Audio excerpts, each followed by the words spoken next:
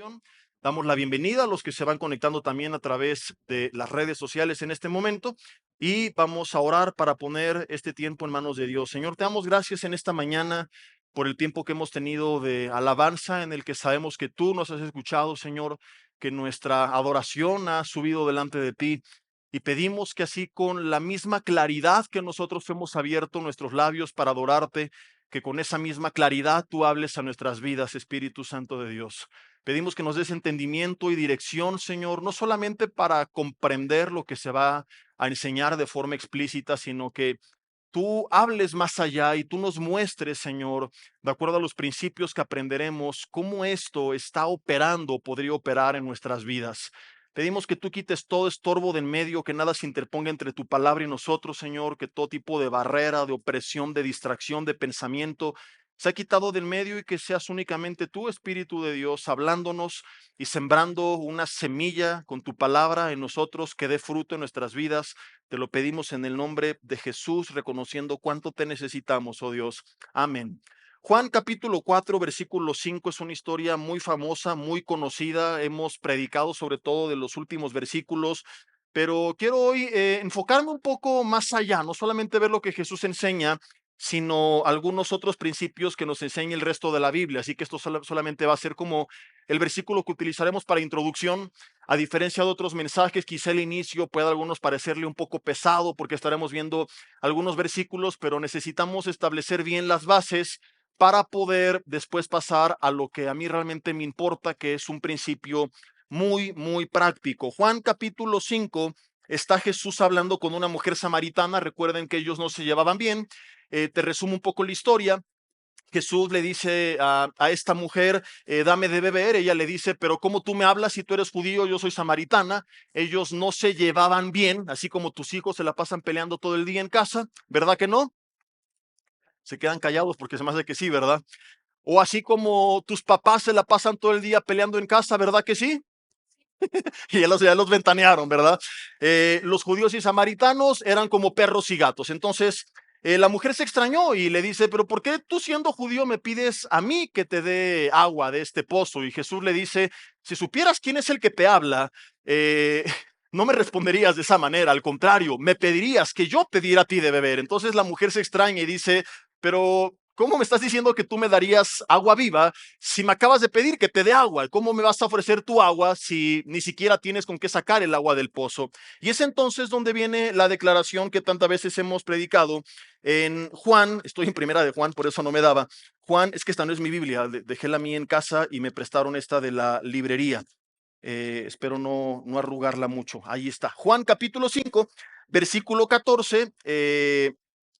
No, Juan capítulo 4, perdón, les dije Juan 5, es Juan capítulo 4, dice gracias Raquel, en el versículo 14, dice, cualquiera que beba de esta agua, desde el 13, perdón, dice, volverá a tener sed. Esto lo hemos predicado muchas veces. Esta agua representa todo lo que el mundo ofrece y hemos ya demostrado con la Biblia y con la ciencia y con estadísticas y con ejemplos de tanta gente que tiene todo pero que no está llena, que no hay nada en el mundo que nos pueda saciar permanentemente. Que a lo mejor tú vienes y dices, no, yo no estoy en Cristo y sí estoy feliz. Sí, te lo creo. La pregunta es cuánto tiempo te va a durar, porque aún la neurociencia demuestra que eso que trae satisfacción a tu cuerpo, tarde o temprano no lo va a producir más. Pero no quiero enfocarme en esto, sino en la respuesta de Jesús, versículo 14, mas el que beba del agua que yo le daré, no tendrá sed jamás, sino que el agua que yo le daré será en él una fuente de agua que salte para vida eterna. Jesús está hablando, porque lo aclara un par de capítulos más adelante, como lo veremos, del Espíritu Santo que había de darnos después de su partida. Pero la palabra o el término agua en la Biblia tiene un significado mucho más amplio, del cual quiero hablar en esta mañana, en este tema que he titulado, para aquellos que anotan, aguas de vida. Antes de ir de lleno a la enseñanza, hay algo importante que tenemos nosotros que tomar en cuenta, y es el contexto no solamente social, cultural, como a veces lo hacemos, sino que es bien importante también entender el contexto histórico y geográfico a veces de los pasajes que estamos leyendo, porque si no, de repente las cosas pueden no tener tanto sentido o tanto impacto para nosotros, ¿verdad? Vivimos en una ciudad donde, gracias a Dios, pues todos los años llueve y llueve mucho, ¿verdad? Hay tiempos de sequía, pero también hay tiempos de mucha lluvia y no es hasta ahorita la falta de agua un problema actual. Aclaro, no estoy diciendo con esto llega a la casa, abre todas las llaves, desperdicia el agua, porque si hay un potencial problema al futuro si no la cuidamos. Pero hoy por hoy no es de que tú mañana estás preocupado porque quizá vas a sufrir de escasez de agua. En la región donde se proclaman estas palabras, en Israel, hablando explícitamente en Medio Oriente, era distinto y a la fecha porque es una región desértica. Si tú visitas los alrededores de Jerusalén, te vas a dar cuenta que todo es puro desierto y que lo único que tiene verde, vida, plantas, ¿verdad? Es justamente el pueblo de Israel. No me voy a desviar, pero este es el cumplimiento de una profecía asombrosa de cómo el pueblo volvería a su ciudad, como ocurrió en 1948, y ellos iban a fructificar. Entonces Dios les dio sabiduría y dirección y con métodos impresionantes tecnológicamente hablando, ¿verdad? Ellos viven como si les sobrara agua, pero realmente no tienen ellos fuentes de agua dulce más que el río Jordán. Es la única fuente de agua dulce que tienen es el río Jordán, que es pues como el río Lerma, pero sin chocomilk, para que tú te des una idea, ¿verdad?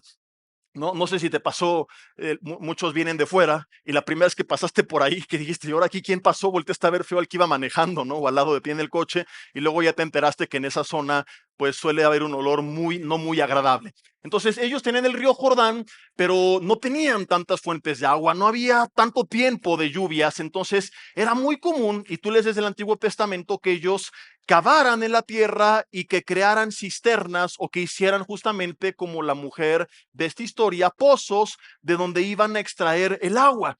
En ocasiones ellos tenían que traer el agua de otras regiones y tenían algunos ductos, a veces eran a la vista, a veces eran bajo tierra, pero era para traer el agua de otros lugares. Ahora, ¿a qué voy con todo esto? Es bien importante porque nos va a llevar ya a la enseñanza principal, a lo que más adelante veremos qué poder tiene de bendecir nuestras vidas no si lo entendemos, porque todos entenderemos, más bien si lo creemos y si lo vivimos. Los ejércitos invasores muchas veces no necesitaban desgastarse peleando contra los habitantes de la ciudad.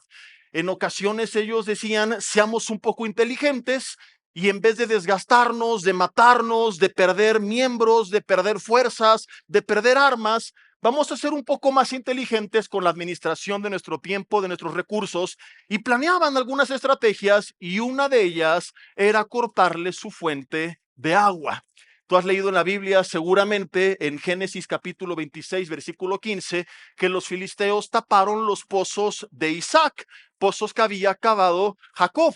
No solamente tenemos este ejemplo, sino que también los historiadores nos cuentan que cuando las ciudades amuralladas no podían ser penetradas por el ejército invasor, ¿qué es lo que hacían? Las rodeaban. Esto aparece en la Biblia bajo un término y es el término sitiar.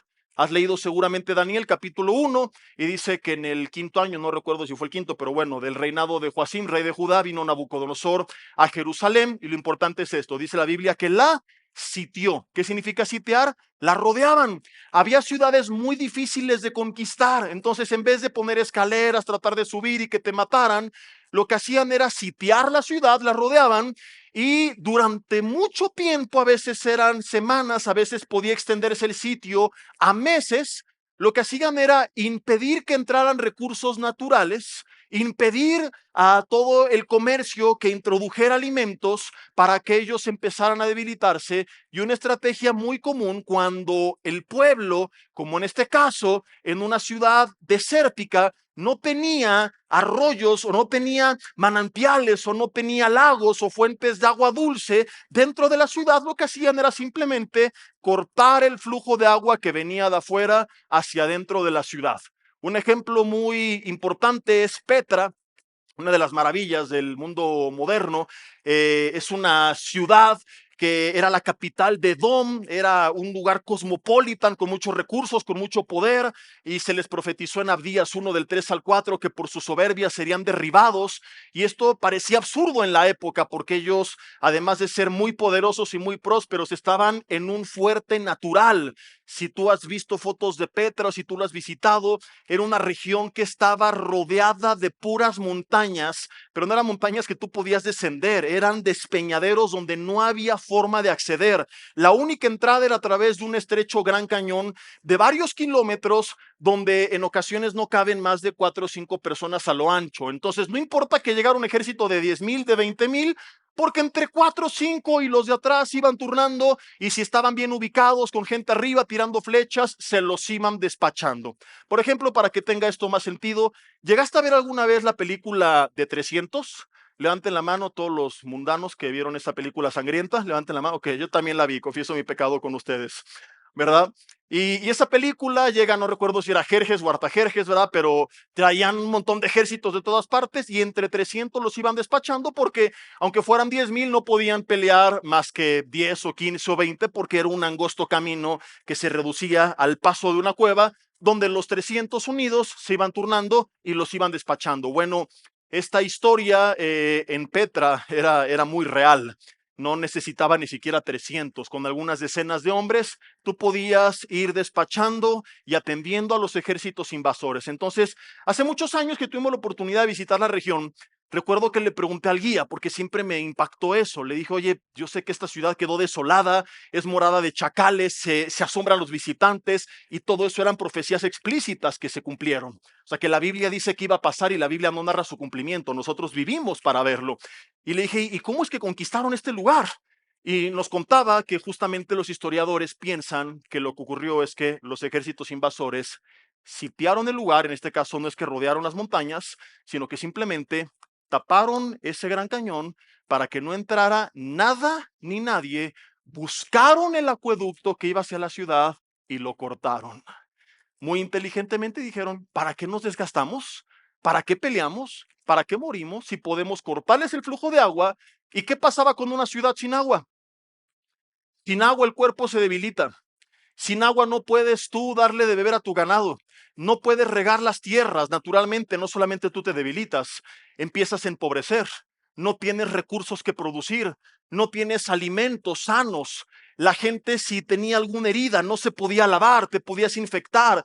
Pequeños problemas podían convertirse en grandes problemas. Entonces, los ejércitos, por eso es que históricamente utilizaban esta estrategia. ¿Para qué nos desgastamos? ¿Para qué peleamos? Ellos solitos se van a rendir si nosotros solamente encontramos su fuente de agua y la cortamos. Terminamos con su flujo de agua y terminamos con ellos.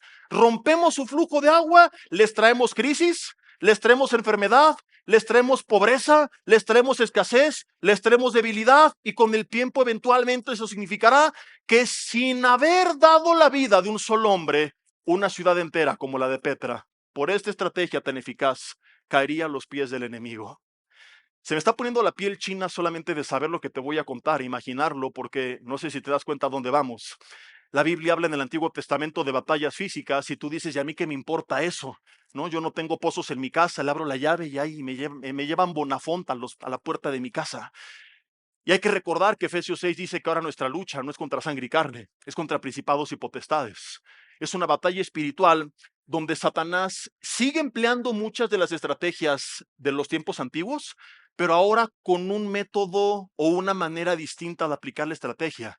Él no es muy creativo, yo lo he repetido muchas veces, si no, Pablo no habría dicho que no ignoramos sus maquinaciones. Si él dice que no las ignoramos es porque la Biblia revela perfectamente cómo trabaja, y lo único que tenemos que hacer como cristianos es identificarlas, reconocer el principio para entonces identificar la forma y enfrentar la estrategia de una manera eficaz. No se me distraigan, alguien se acaba de desmayar ahí, quizá lo tocó el Señor, pero seguramente está bien, y vamos a seguir con el mensaje. Y de preferencia será bueno acomodar todo antes de la prédica para que no nos, no nos distraigan, ¿verdad? Porque luego, a ver, ¿qué estará haciendo? ¿Ya ven cómo son chismosos, hermanos? ¿No? Dile al lado, espíritu de chisme, ponle la mano en el hombro, dile, suéltalo. ¿no? Entre broma y broma se nos van a empezar a manifestar algunos. Entonces, ¿a qué voy con todo esto? La estrategia del enemigo actualmente es exactamente la misma, pero de forma espiritual. Vamos a ver que somos como esa ciudad amurallada, que a veces él no puede penetrar. O sea, el enemigo no tiene libertad de hacer con nuestras vidas lo que le plazca, como lo voy a explicar. Y lo único que necesita hacer no es desgastarse y mandarte 200 demonios que invadan tu vida, que traten de destruir tu vida.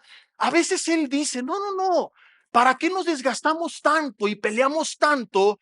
Lo único que necesitamos hacer es, demonios, escúchenme, le dice Satanás, corten el flujo de las corrientes de aguas de vida a los cristianos. Y si ellos dejan de recibir agua, solitos van a caer. Y es de lo que quiero hablarte. Y lo primero que tengo que explicar para que todo esto tenga sentido es, ¿qué es el agua en la Biblia? Jesús está hablando y lo veremos 3 capítulos más adelante de su espíritu, pero el agua también lo representa a él mismo y representa su palabra. Vamos a ver 3 ejemplos de esto. Como te dije, podríamos ver una serie entera, pero quiero tratar de abarcar todo en un único mensaje. Isaías capítulo 32 es una profecía del futuro Mesías en ese entonces, es decir, de Jesús. De hecho, viene subtitulada como el Rey Justo. Y dice así, Isaías capítulo 32, versículo 1. He aquí que para justicia reinará un rey y príncipes presidirán en juicio. Y será aquel varón como escondedero contra el viento. Jesús nos iba a proteger de la adversidad y como refugio contra el turbión. Pero lo que me interesa es la tercera analogía. Dice, como arroyos de agua en tierra de sequedad, como sombra de gran peñasco en tierra calurosa. Jesús vendría a ser a nuestras vidas como arroyos de agua en tierra de sequedad. ¿Qué ocurre con una tierra seca cuando hay agua? Reverdece, florece, fructifica. Te conté hace rato que así es Israel. Tú vas a los alrededores y ves desierto, desierto, desierto, desierto, desierto. Volteas a Jerusalén, dices, wow, esto es impresionante. ¿De dónde salió tanta vida? Bueno, de alguna forma, con tanta tecnología y la sabiduría que Dios les dio, ellos lograron la manera de regar sus tierras y de tener agua en medio de la nada. Y es como yo al leer esto me emociono porque digo, así debería de ser la tierra del Hijo de Dios. Así debería de ser, estoy hablando, la vida de los cristianos. Que el mundo voltee y que vemos allá afuera. La gente amargada, deprimida, ansiosa, enojada, matrimonios peleándose de cara todo el tiempo, gruñendo. Deberían de voltear a ver y decir, pero ¿qué es lo que tiene esta gente? Que aunque les caigas gordo, no pueda negar que algo fluye en tu vida. Que vean y digan, pero este matrimonio, ¿por qué tienen más de 10 años de casados y siguen sonriendo? ¿Qué es lo que tienen que siguen de la mano, que disfrutan? Que no son perfectos, pero son felices. ¿Y qué tienen estos que la pasan bien con sus hijos? ¿Y por qué esta persona en mi trabajo lo corrieron igual que los demás, pero él sigue contento? Que aunque les caigas gordo y aborrezcan la palabra de Dios, no puedan negar la influencia de los ríos de agua viva sobre tu vida. Que vean que en Cristo nosotros somos, aunque haya tiempo de desierto, no somos cualquier desierto, porque hay un arroyo en medio del desierto. Cuando nosotros estamos en Jesús, Jesús viene a ser, dice Isaías 32, porque Él vendría a ser como arroyos en tierras secas. Y Él viene a hacer que las vidas reverdezcan, que personas que decían, me quiero quitar la vida, no tengo esperanza, no sirvo para nada, vienen a Jesús y empiecen a ver cómo su tierra se empieza a nutrir, empieza a fortalecerse y empieza a florecer. El agua en la Biblia representa la promesa de Jesús en nuestras vidas, pero no solamente viniendo de forma estática a decir, yo conozco a Jesús, sino Jesús trayendo fruto en tu vida. Pero el agua en la Biblia también representa la palabra de Dios. En Isaías capítulo 55, vamos a ver esto. Quiero que veamos 3 simbolismos de lo que representa el agua en la Biblia para luego ir a la aplicación y regresar a lo que estábamos viendo de la estrategia de Satanás.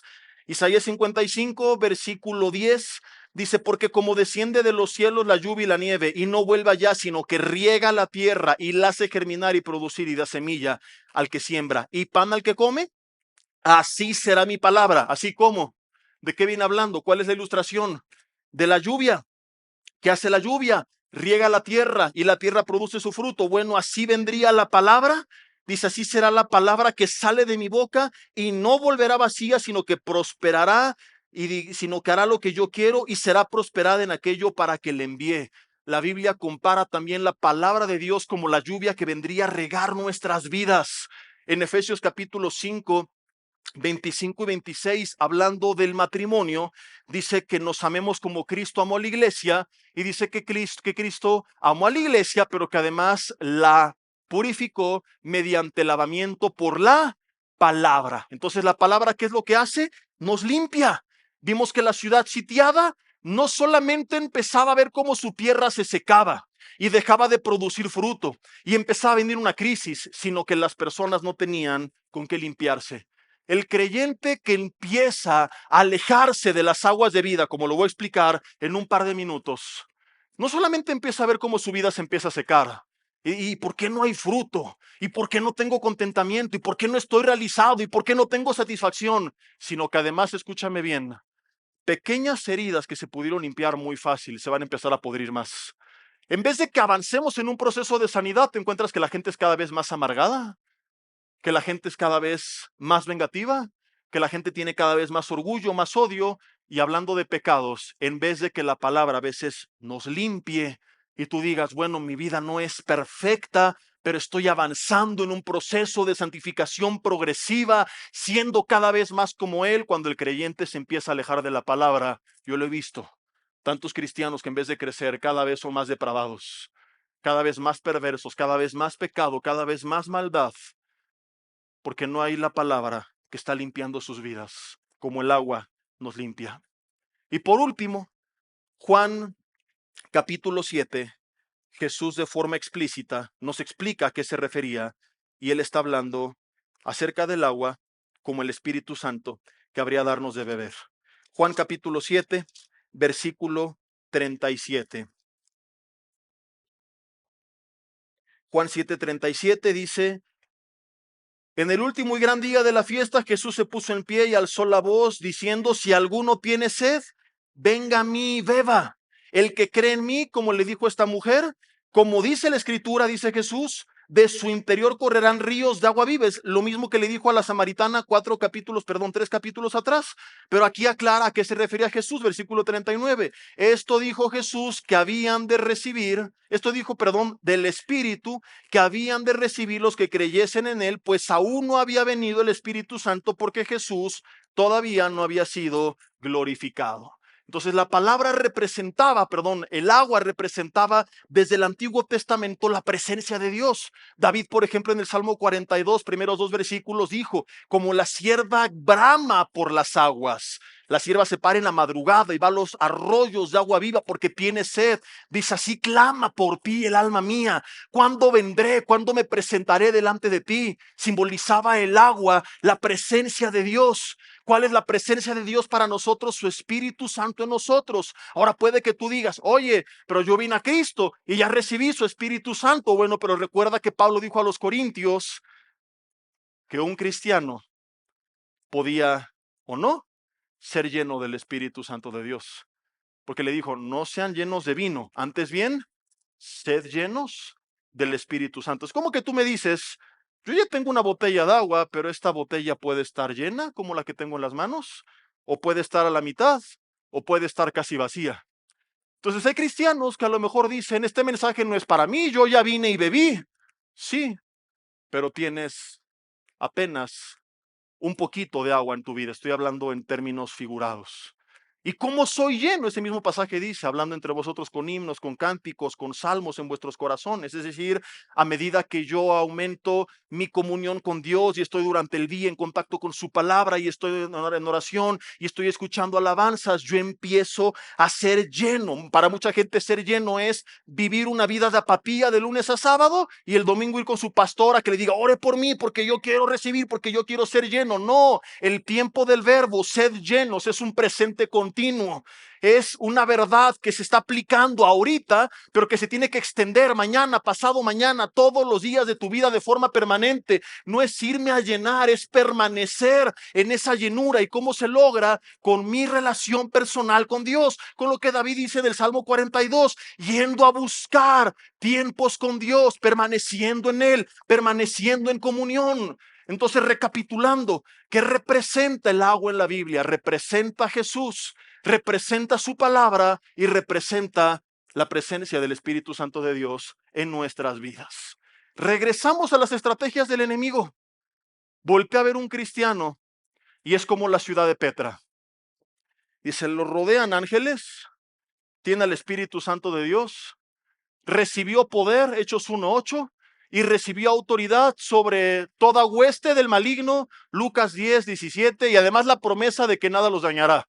¿Tú crees que él se va a poner al tú por tú así como sí? No, él estaría loco. Es como querer destruir Petra de forma natural. Y es bien importante que esto lo sepamos porque hay cristianos que a veces piensan que el diablo tiene más poder del que realmente tiene. Hay cristianos que viven con miedo. Ay, pastor, ore por mí porque pues creo que me están haciendo brujería. Y es que fui al mercado y una señora así como la bruja de Blancanieves me echó el mal de ojo, le hizo así y desde ahí me dan escalofríos y no tiene que preocuparnos. Porque la Biblia dice que ningún arma forjada en nuestra contra va a prosperar. La Biblia dice que quién es aquel que nos podrá hacer daño si nosotros seguimos el bien. La Biblia dice que si Dios con nosotros, ¿quién contra nosotros? La Biblia dice que aunque venga el enemigo como río, el Espíritu de Dios levantará bandera contra él. ¿Tú te imaginas toda la brujería que no nos hacen como pastores? Si tuviera efecto, o sea, si Dios permitiera que todo lo que el enemigo intenta en contra mía, yo ya estaría como Quasimodo, estaría todo amolado. Entonces, imagínate todos los vudús que nos hacen, estaría todo el día, ay, ay, ay, ay, ay, ¿verdad? Y los que le hacen vudú al pastor César estarían en bancarrota del vudú tan grande que tendrían que hacer todos los muñecotes que tienen que comprar. Entonces, no tienes que tener temor de esto, pero sí darte cuenta de lo que viene, porque es bien importante. Satanás no es tonto. Satanás conoce a un hijo de Dios, lleno del Espíritu Santo de Dios. ¿No has conocido a gente que practica ocultismo? Que si tú estás bien con el Señor, hasta te evitan. ¿No te ha pasado gente en la calle que la disiernes medio rara? Que dices, esa se ve que es una brujota, pero de las buenas. Y que se hace así y se empieza a encorvar y se aleja de ti. Acuérdate de los hijos de Seba que llegaron con el endemoniado. Y el demonio dice, sé, conozco a Jesús y sé quién es Pablo, pero tú quién eres. Entonces el enemigo conoce y ni de tonto se va a meter tú por tú a pelear con un hijo de Dios en el sentido de haber una batalla aquí con las espadas porque sabe que la tiene perdida. Entonces, ¿qué es lo que el enemigo astutamente hace? Dice, ¿para qué desgastarnos? Y lo imagino en sus juntas demoníacas, porque Efesios 6 habla de principados y potestades. Hay un orden, hay jerarquías, hay organización y hay estrategias. Simplemente apliquemos la estrategia de antaño. Corten sus corrientes de agua. Satanás, y si llegamos con tentaciones, no. Ahorita, lleno del Espíritu Santo, ¿tú crees que va a caer? No, no seas tonto, demonio, piensa. No, aquí, mira, su compadre que le llegue con las drogas y con el alcohol. No, lleno de la palabra, no va a caer, lleno del Señor. ¿Que no has leído la Biblia? Ya no vivo yo, más vive Cristo en mí. Si es Cristo en él, no va a poder. No, escuchen. Vamos a saturarlos de tanta actividad, de tanta distracción, de tanto trabajo. Es más, digo entre comillas, vamos a bendecirlos, que les vaya tan bien, que se encuentren con tanto trabajo, con tanta cosa que hacer, con tanta distracción, que cuando menos se den cuenta, el agua que fluye a sus vidas esté totalmente cortada. El enemigo lo que va a tratar de hacer, como lo hicieron en los tiempos de antaño, es tapar tus pozos de agua para que tú no tengas de dónde beber. Romper los canales y los acueductos de las aguas de vida que fluyen hacia tu vida. Porque si él logra romper la fuente de agua de un cristiano, sin mayor esfuerzo, el cristiano solito va a caer rendido a sus pies. ¿Me estoy explicando? Ha habido y te he contado recientemente tantos testimonios de pastores de todo tipo de denominación caídos. Y no es de que es por su denominación, no, de toda denominación. No te hablo de charlatanes que evidentemente te das cuenta que ni creen en Dios, que hacen mercadería de nosotros con palabras fingidas, como dijo Pablo a Timoteo, no, sino de gente que en muchos casos es gente honesta, que ama a Dios, que predicaba sanamente la palabra de Dios. Y la pregunta, ¿y por qué cayeron? Y la respuesta es esta, escucha sus testimonios, después de haber caído, y todos coinciden en esto, lo han dicho, Dicen, nos saturamos tanto de ministerio y viajes y trabajo y consejerías y oraciones y congresos, seminarios, que se desconectaron de la palabra de Dios, que rompieron su relación con Dios, que perdieron su intimidad con Dios, que su relación con Dios era: voy a leer la Biblia, pero para ver qué voy a compartir, y dejaron de venir a ver qué Dios me quería hablar a mí, que era orar para orar por los demás, pero no orar para yo pasar un tiempo con Dios. Y todos seguimos necesitando de esos corrientes de agua, de esos acueductos, estoy hablando en término figurado, de lo que es el agua de Dios en la Biblia, que fluyen hacia nuestras vidas. Entonces el enemigo muy astutamente dice: esta gente está tan llena de Dios que no voy a poder. Entonces mira, que se saturen de ministerio, que estén tan ocupados que no tengan tiempo para estudiar para ellos la palabra de Dios, que no tengan tiempo de pasar para ellos tiempo a solas con Dios, que estén tan llenos de trabajo, de redes sociales, tan cautivados por las series de Netflix. Y no estoy siendo religioso y diciendo que todo es del diablo, pero en ocasiones, cuando menos te das cuenta, estás tan ocupado en tantas cosas que ya estás totalmente desconectado de esas fuentes de agua viva. Ahora, la gente no podía ver al enemigo trabajando porque esto era algo que se hacía fuera de la ciudad. Hasta que el agua estaba cortada se daban cuenta del daño. Y yo así veo a muchos cristianos que, sin darse cuenta, poco a poco se fueron sumergiendo en otras cosas y llenando de actividades, de compromisos, de ministerio, de redes sociales, de televisión, de series, que hasta que no empezó a cesar el agua, no se dieron cuenta. A lo mejor ni cuenta te has dado.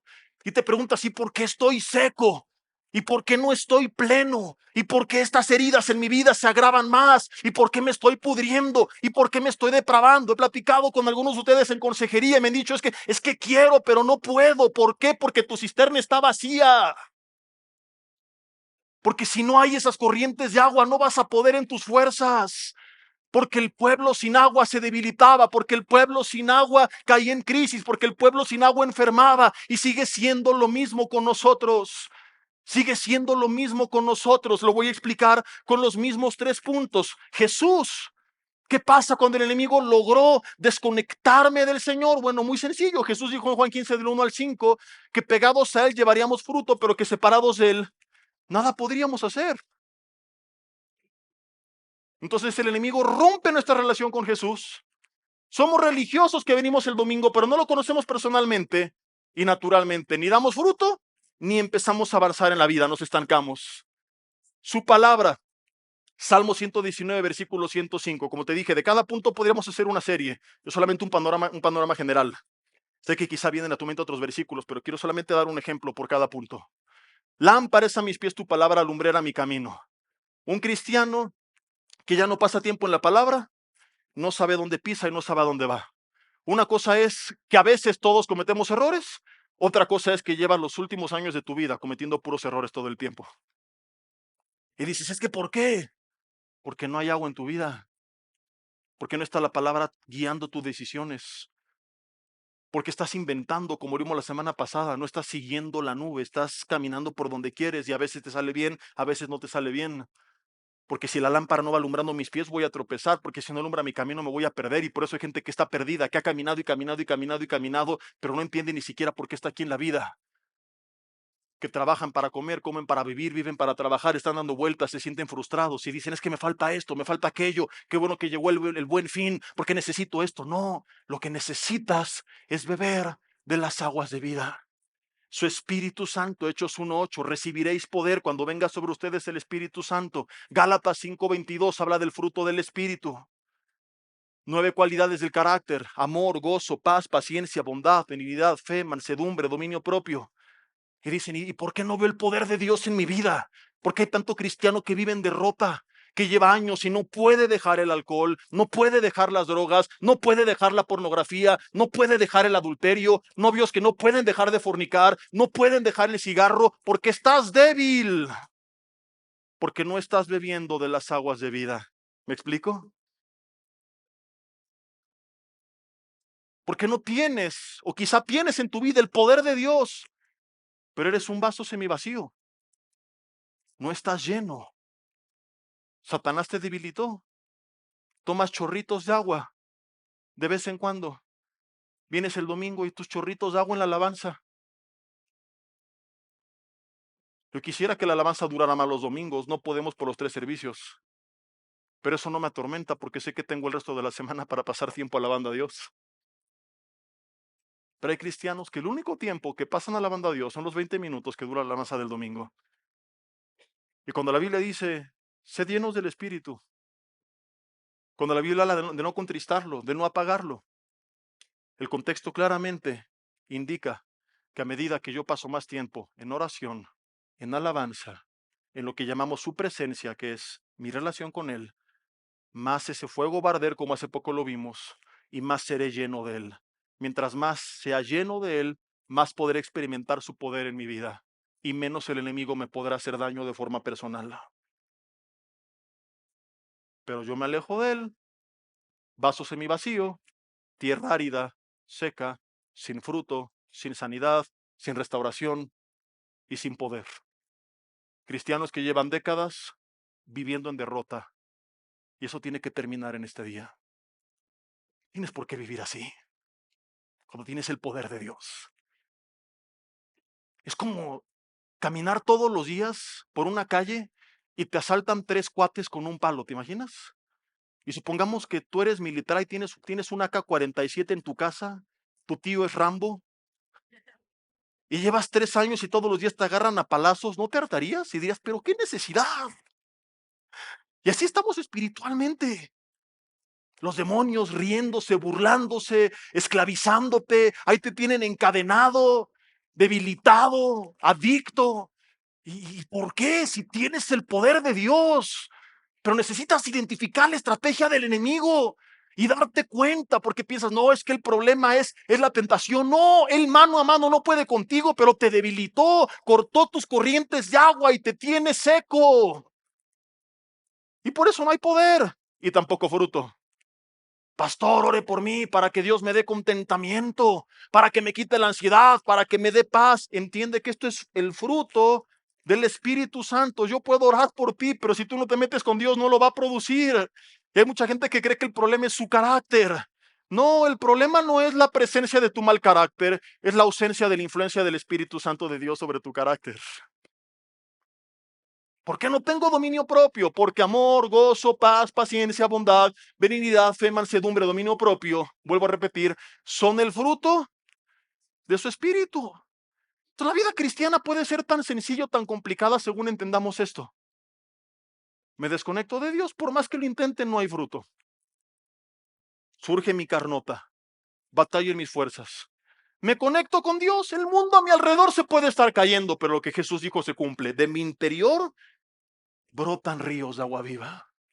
Y en tus tiempos más oscuros descubres que vives en paz, que tienes gozo, que tienes paciencia, que tienes dominio propio.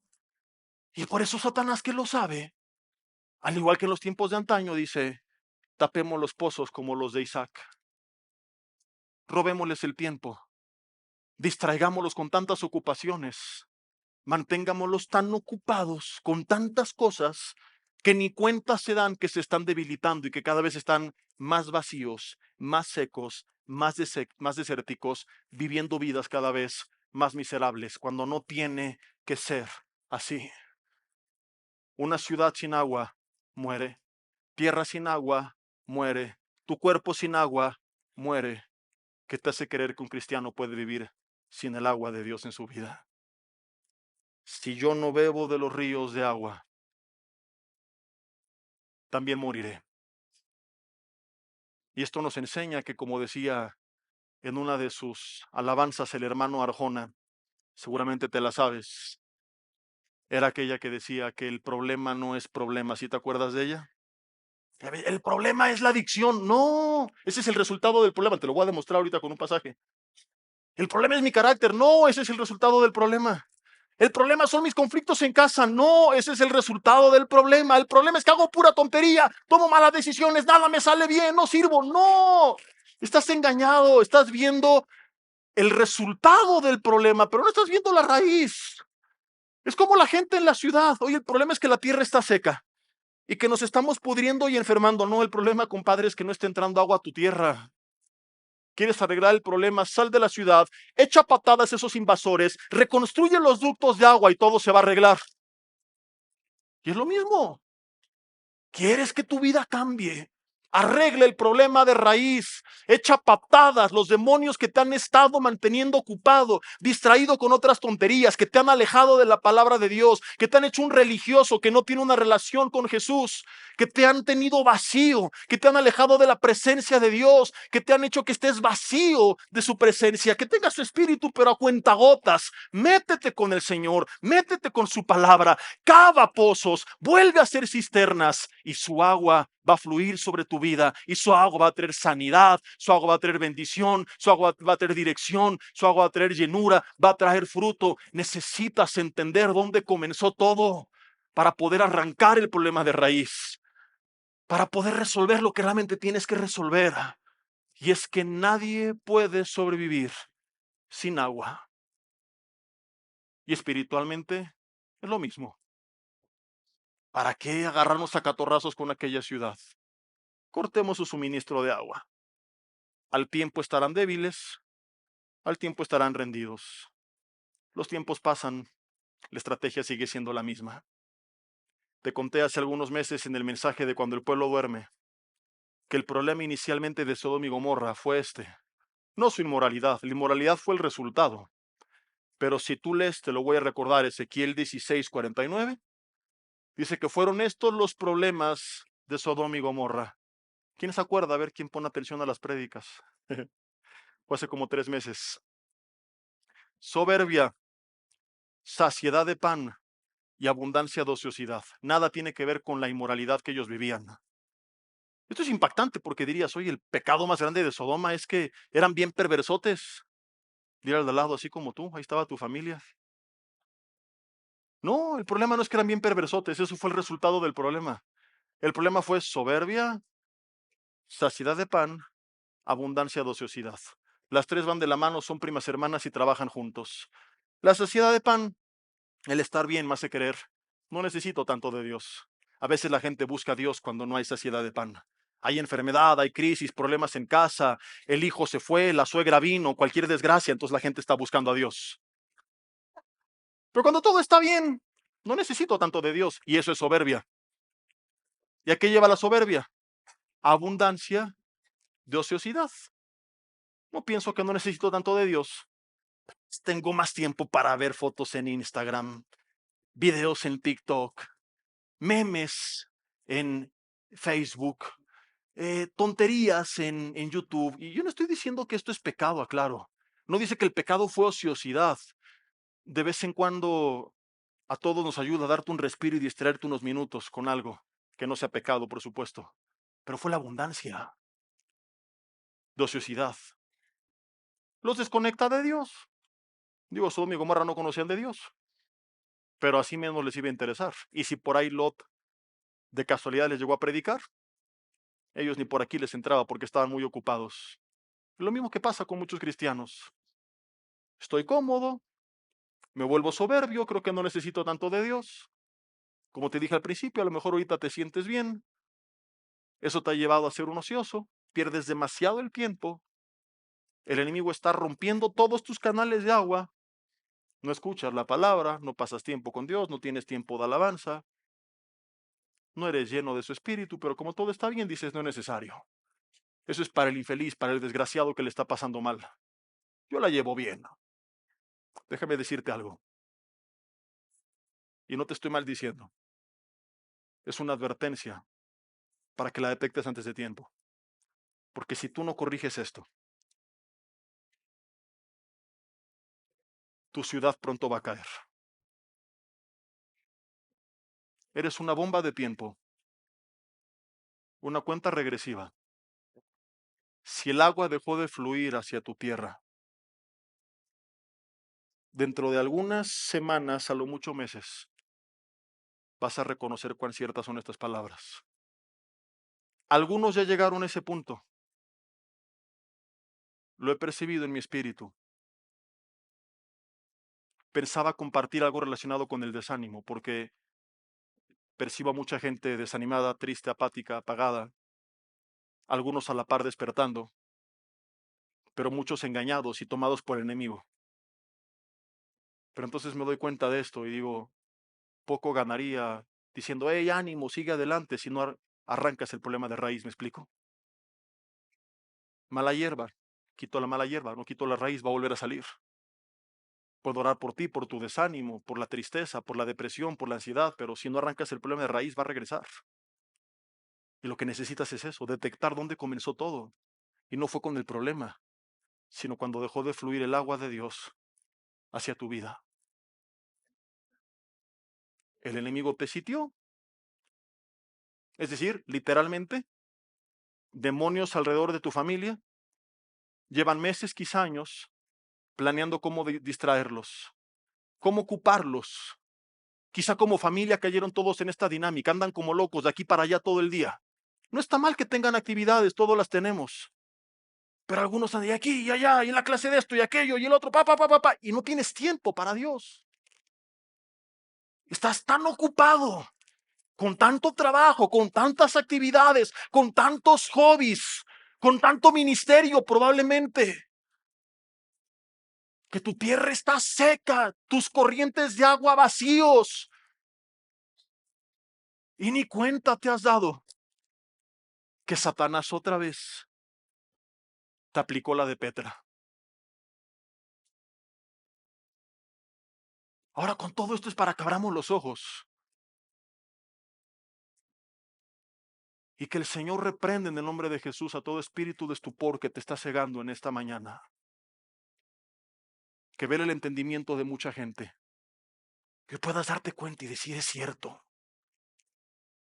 Dios, me estás hablando a mí. Y hasta este punto del mensaje ni cuenta me había dado. Porque no tienes por qué seguir viviendo así. Cuando hay victoria en el nombre de Jesús. Y te quiero leer algo. Y me apoyan con el teclado y me acompañan a Jeremías capítulo 2. Leímos hace rato que Jesús sería como un arroyo de agua en tierra seca. Pero esta es la contraparte que también puede venir a nuestras vidas. Jeremías 2, versículo 5. Dice que así dijo Jehová, qué maldad hallaron en mí vuestros padres que se alejaron de mí y se fueron tras la vanidad y se hicieron vanos. Ahora, después de esto comienza versículo a versículo a hablar de una serie de pecados. Preguntaban dónde estaba Jehová. En el versículo 8, perdón, al final del versículo 7, dice que contaminaron la tierra, que hicieron abominable la heredad. Fíjate, cuestionan a Dios, contaminan su tierra, hacen abominable su heredad. Los sacerdotes no dijeron dónde está Jehová, o sea, lo dejaron de buscar. Los que tenían la ley no me conocieron, los pastores se rebelaron contra mí y los profetas profetizaron en nombre de Baal y anduvieron tras lo que no aprovecha. Versículo tras versículo, el contexto está hablando de cómo el pueblo se apartó de Dios. De hecho, viene subtitulado esta porción como Jehová y la apostasía de Israel. ¿Vas bien hasta aquí? Lo que es impactante es, un poco más adelante, quiero llegar hasta el versículo 13. El contexto no ha cambiado. Y de repente aquí dice Jeremías, porque dos males ha hecho mi pueblo. Ahora, deja tantito tu Biblia. Venimos de leer una lista como de 10 males, si la lees completa. Profetizaron en nombre de Baal, contaminaron, apostataron, se rebelaron, cuestionaron. Y Jeremías dice, ¿dos males? Pero acabas de mencionar como 10. Pero es que ahora va a hablar de la raíz de todos ellos. Y necesito que esto te quede claro, porque a lo mejor así estás, dices, tengo una listota de cosas en mi vida que están mal. Y a veces en la consejería nos perdemos un poco, tratando detalle por detalle, con consejos prácticos. Pero realmente, si tú atacaras el problema de raíz, verías cómo todos esos en automático desaparecen. ¿Y cuáles fueron estos dos males? Es muy sencillo y es todo lo que hemos venido predicando. Versículo 13. Me dejaron a mí fuente de agua viva y cavaron para sí cisternas rotas que no retienen el agua. Estas aguas, como lo hemos predicado recientemente, no te van a saciar permanentemente. Y este es el pecado por el cual Israel apostató. Y Dios a través de Jeremías revela, el problema no es todo lo que hicieron.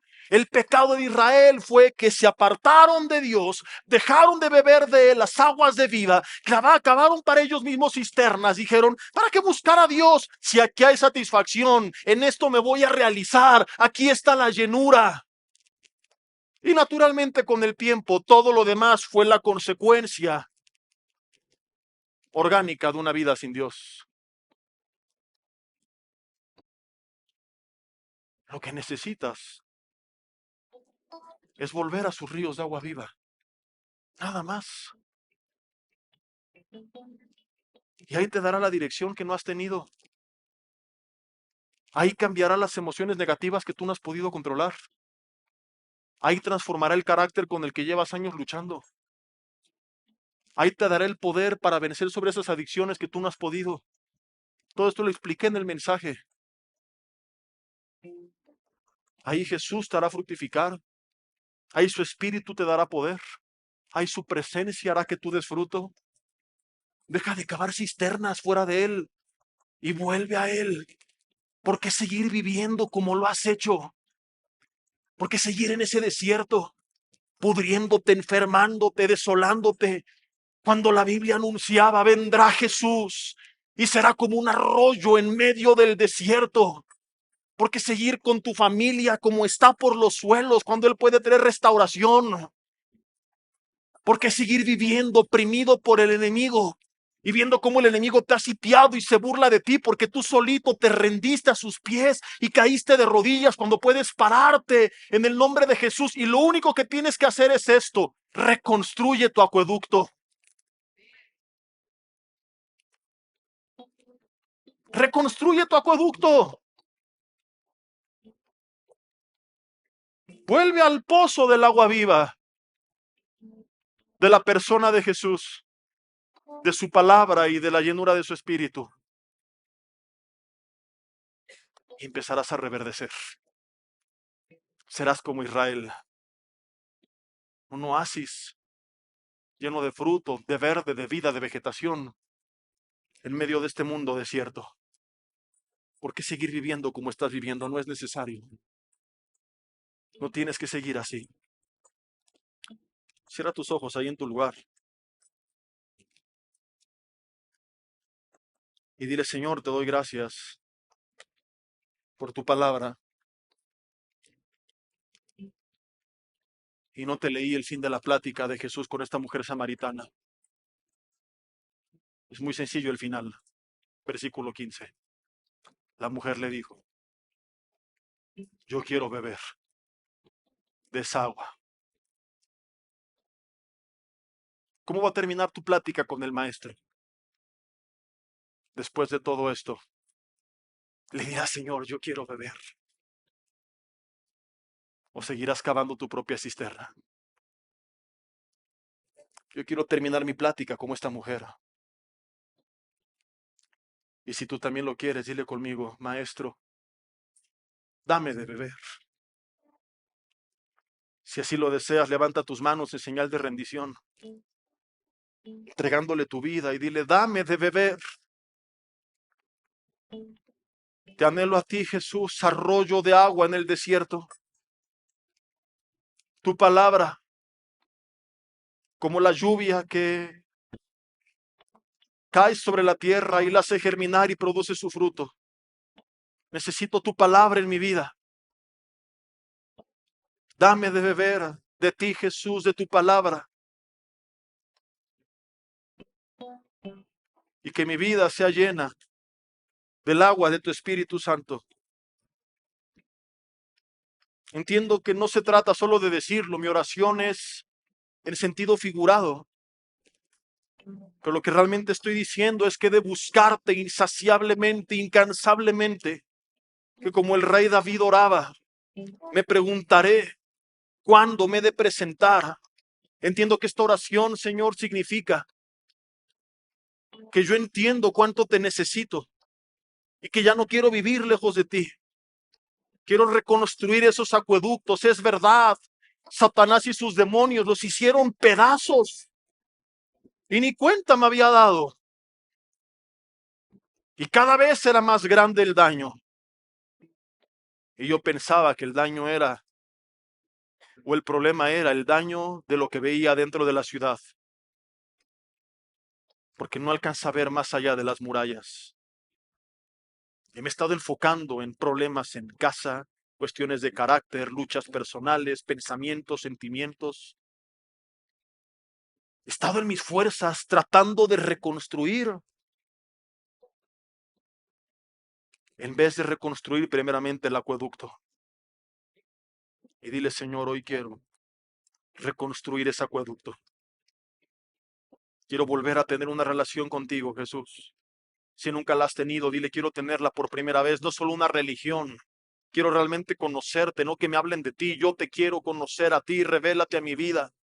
Quiero tu palabra, Señor. Necesito todos los días de mi vida a través de libros, de prédicas, pero sobre todo de la Biblia. Que tú me hables, que tú me dirijas, que tú me ilumines, que tú me des sabiduría con tu consejo, con tu mandato, ánimo y reprensión cuando así lo requiera. Ya no quiero estar lejos de tu palabra. Quiero ser lleno de tu espíritu. No quiero ser un vaso medio lleno, semilleno. No quiero, Señor, caminar con un gotero de aguas de vida. Quiero, Señor, que tú me inundes con tus ríos de agua viva. Por así decirlo, estar sumergido en ti. Entiendo que ese pasaje de ser llenos del Espíritu, ahí mismo enseña que no es algo que se logra o se obtiene pidiéndolo, sino buscándote. Así que esta petición es simbólica, pero al mismo tiempo implica un compromiso. Dile, dame de beber. Y esto significa, entiendo que te necesito tanto, que te voy a buscar, porque quiero más de ti. Dile conmigo, Señor, yo quiero beber de esa agua. Inúndanos de tus ríos de agua viva. Queremos más de ti. Y a medida, Señor, que cada hijo o hija tuya beba del agua, hoy que hemos entendido las tres cosas que significan, oro para que traigas restauración, bendición, dirección, sanidad emocional y también sanidad en sus cuerpos físicos, sanidad mental, poder a sus vidas para vivir una vida en victoria, para hacer tu voluntad, fruto abundante, una vida de amor, de gozo, de paz, de paciencia, un mejor trato a los demás con bondad y benignidad, fe ante todo, mansedumbre, dominio propio. Transforma nuestras vidas, haznos reverdecer, Señor. Dile, no quiero ser un desierto, que los demás volteen a ver y digan, ¿qué es eso que esa persona tiene? Y podamos responder que no es algo, que es alguien, que eres tú en nuestras vidas, que son tus ríos de agua viva, de los cuales hemos bebido y nos han llenado, porque en ti y solo en ti hay saciedad, y hoy lo hemos entendido. Dile, Señor, renuncio a mis cisternas, te entrego mi apatía, entrégale tus distracciones. No basta solamente con una oración, dile de forma específica en qué momentos vas a buscarle. Y eso implica sacrificar algunas cosas en tu vida que te están robando el tiempo. Quizá te tendrás que perder de algunos negocios, cerrar tu negocio tal vez más temprano. Dejar de perder tiempo en redes sociales o no acabar esa serie que estabas viendo. Dejarla para de vez en cuando, un ratito el fin de semana. Pero en el día a día, dile, Señor, ya no quiero ser un desierto. Quiero que tus arroyos inunden mi vida. Que tus aguas de vida, Señor, vuelvan a humectar mi tierra y producir fruto.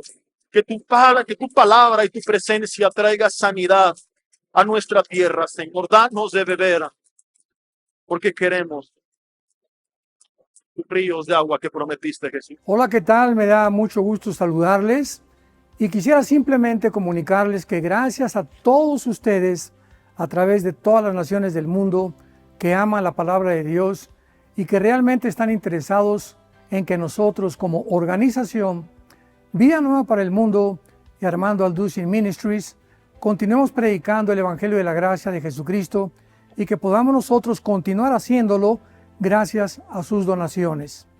Este año cumplimos 46 años de ministerio, 46 años donde hemos predicado, hemos enseñado, hemos tenido seminarios y de diferentes formas de estudios bíblicos alrededor del mundo y hemos pensado y considerado de una forma fiel el Evangelio de la sana doctrina de Jesucristo. Nosotros, con todas estas donaciones, tenemos que sostener pastores, misioneros, obras, equipos de televisión y aún continuamos buscando la manera de poder elevar este ministerio. Hasta este momento quiero que ustedes estén enterados que no tenemos una sola propiedad como organización y así hemos trabajado durante 46 años porque le damos la importancia a la evangelización, a las misiones y también a los hombres de Dios para levantar más pastores. Le damos las gracias y que pueda Dios con su gracia tocar sus corazones y que puedan ustedes invertir en un terreno donde es fructífero, porque creemos que ha producido bastante buen fruto para la gloria de Dios. Gracias, muchas gracias por sus aportaciones y por las donaciones que sabemos ustedes continuarán haciendo para que podamos continuar siendo fieles en la predicación del Evangelio de la gracia de Dios. Que Dios les bendiga.